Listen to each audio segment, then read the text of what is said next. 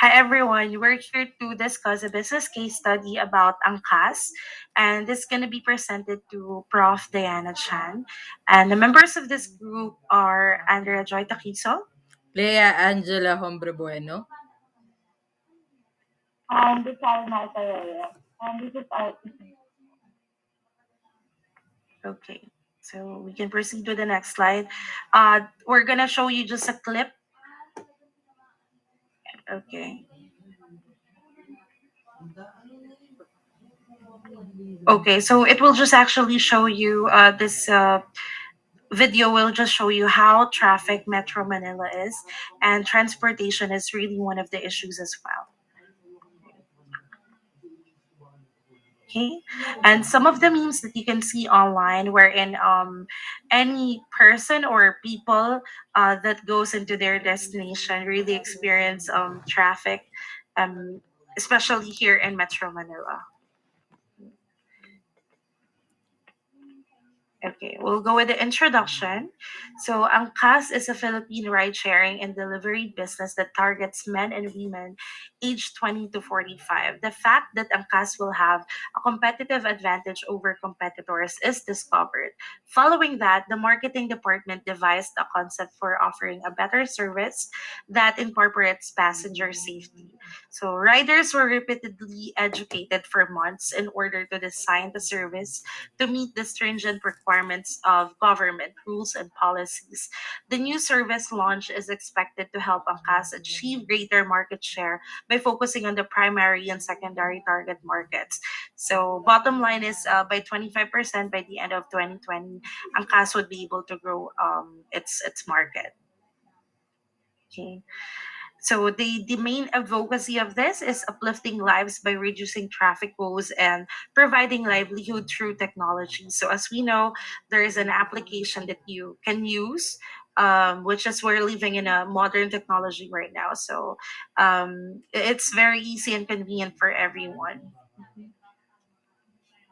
Okay, so yeah, there you go. It will just show you that while we are traveling to whatever destination, especially when we say EDSA, it's really traffic.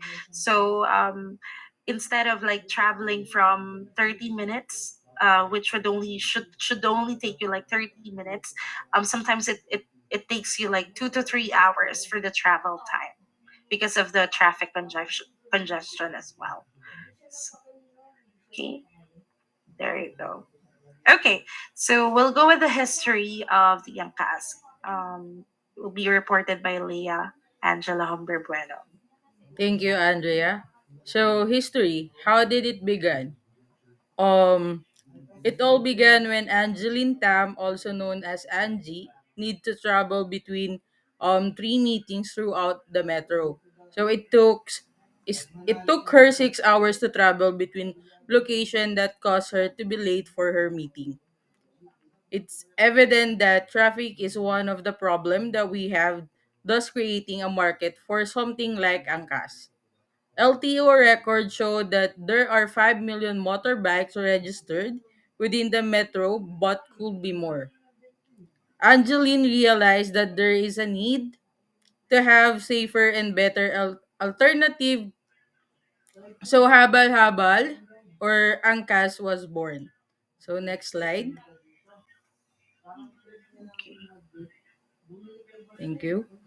Who is Angeline Tam? Angeline Tam is well versed in the field of technology, an entrepreneur who founded Sold SG. It is one of Singapore's most popular online auction sites. She started an Angkas in 2016 or 2016 with over 27,000 bikers, partners, and over 3 million app downloads. Angkas is now the country most popular motorcycle ride, hailing, and delivery business. Next page. Slide, sorry. George Royeco is a promoter of local brands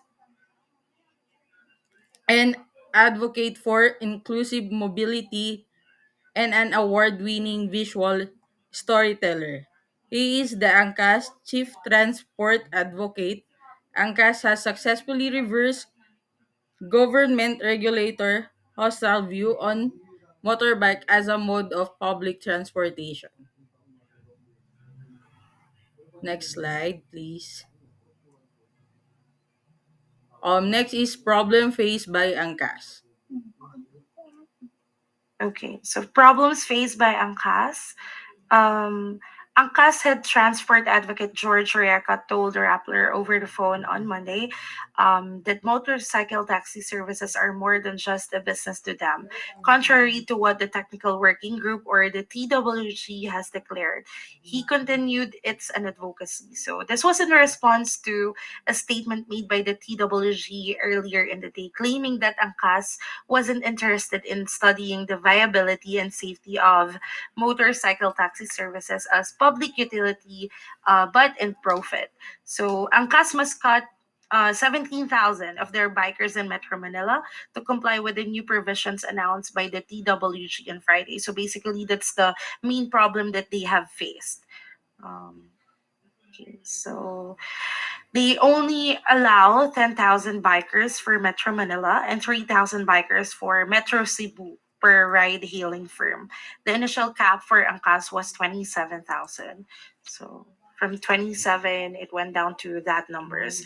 So they have protested, and I believe an online protest in Twitter has been made as well for for the petition. So yeah, Save Angkas. It was like Save Angkas. Okay, so we have also the programs and policies adapted from the government. So here are those.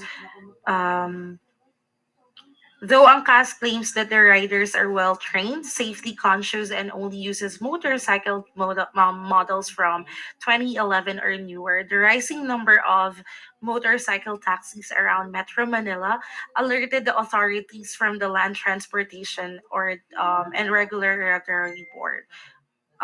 So it's the LTFRB who challenge Angkas, but they are also the one who help them as for their legality, as they help them with the requirements, what they needed to submit and what they needed to comply on. So after years of working with the government's policies and recommendations, Angkas and its motorcycle has then allowed to resume the operations in Metro Manila after the Taxi Technical Working Group issued the company a provisional authority to operate. So the DOTR or the Department of Transportation also helped with the pending requirements of the especially with the accident insurance for both passengers and riders, and the mandatory use of thermal scanners, and the um, especially this pandemic, the divider that they put in between the driver and the passenger. So how Angkas has led to success. Um, Again, this is through the help of the Land Transportation Franchising and Regulatory Board (LTFRB).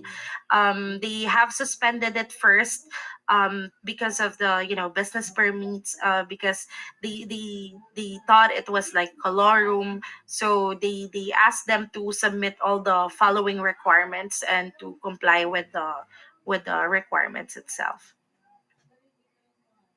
Okay, and Angkas also acknowledged the rapid, decisive response to public transport safety by Secretary Vince Dizon, Secretary Carlito Galvez Jr., Secretary Eduardo Año, the National Task Force (NTF), and the Interagency Task Force on Emerging Infectious Disease, or the IATF. So it was approved on their end. Okay. Angkas also looks forward to having a partnership with the IATF to further promote safety during the pandemic.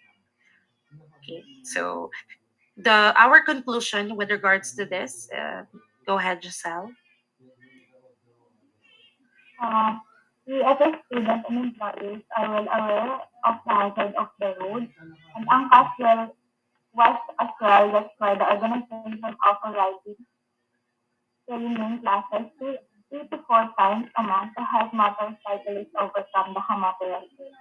mentality that many motorcycle riders have. Angkas takes its responsibility to its passengers seriously, and each passenger is covered by the insurance in case something goes wrong.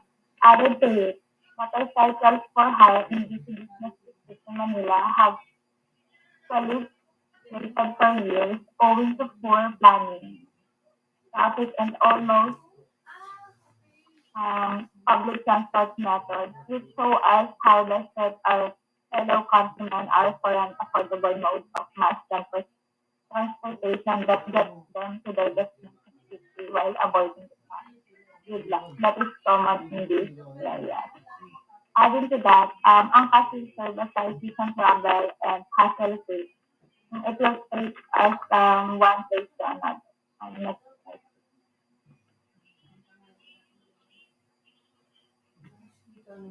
The recommendation. In the Philippines, lane filtering or riding between lanes during traffic jams is said to be unlawful. However, like many other things that are unlawful in this country, the government has mostly given up on enforcing it when it comes to road rules. However, we're glad that government is making this light.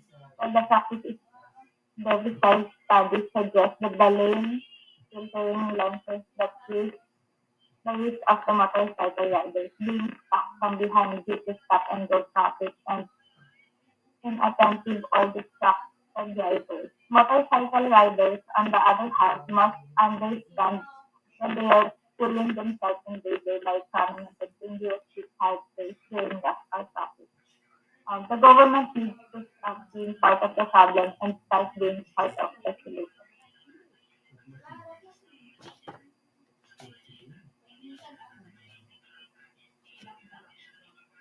Okay, so here are the following resources that we got from the website, from different websites, and from YouTube as well. And okay, so this is the end of the slide. So basically, it just shows you the how successful Angkas is and how some of the government policies and um, you know provisions have helped them be successful in their journey of facing their problems at first, but in the end they were able to come up with more standard process for everyone and the safety of everyone as well, right? And we thank you for listening to our report, and yeah, it's the end of it. Thank you.